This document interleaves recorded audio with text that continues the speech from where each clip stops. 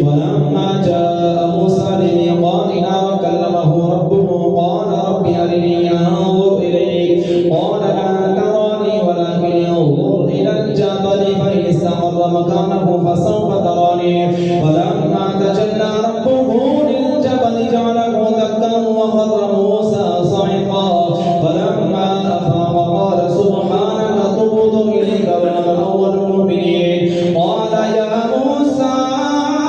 إني اصطفيتك على الناس برسالاتي وبكلامي فخذ ما آتيتك وكن من الشاكرين وكتبنا له في الألواح من كل شيء موعظة وتفصيلا لكل شيء فخذها بقوة وأمر قومك يأخذوا بأحسنها سأريكم دار الفاسقين سأصرف عن آياتي الذين يتكبرون في الأرض بغير الحق وإن يروا كل آية لا يؤمنوا بها وإن يروا سبيل الرشد لا يتخذوه سبيلا وإن يروا سبيل الغي يتخذوه سبيلا ذلك بأنهم كذبوا بآياتنا وكانوا عنها غافلين والذين كذبوا بآياتنا ولقاء الآخرة حبطت أعمالهم هل يجزون إلا ما كانوا يعملون واتخذ قوم موسى من بعدهم من حليهم عجلا جسدا له خوار ألم يروا أنه لا يكلمهم ولا يهديهم سبيلا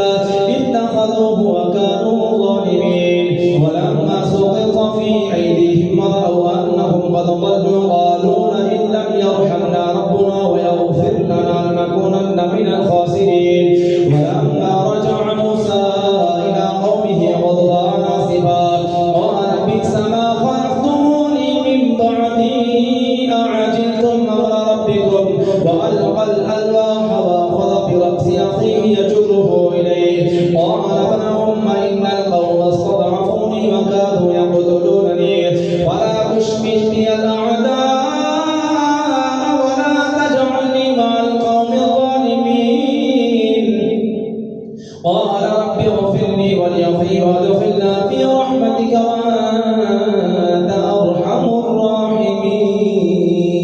الراحمين إن الذين اتخذوا العجل سينالهم غضب من ربهم وذلة في الحياة الدنيا وكذلك نجزي المفترين والذين عملوا السيئات ثم تابوا من بعدها وآمنوا إن ربك من بعدها لغفور رحيم ولما سكت عن موسى الغضب أخذ الألواح وفي نصحتها هدى ورحمة للذين هم لربهم يرهبون واختار موسى قومه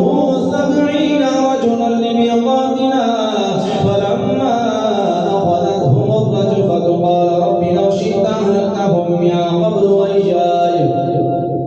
أتهلكنا بما فعل السفهاء منا إن هي إلا فتنتك تضل بها من تشاء وتهدي من تشاء أنت ولينا فاغفر لنا وارحمنا وأنت خير الغافرين واكتب لنا في هذه الدنيا حسنة وفي الآخرة إنا هدنا إليك قال عذابي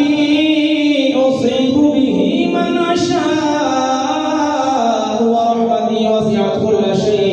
وسعت كل شيء فسأكتبها للذين يتقون ويؤتون الزكاة والذين هم بآياتنا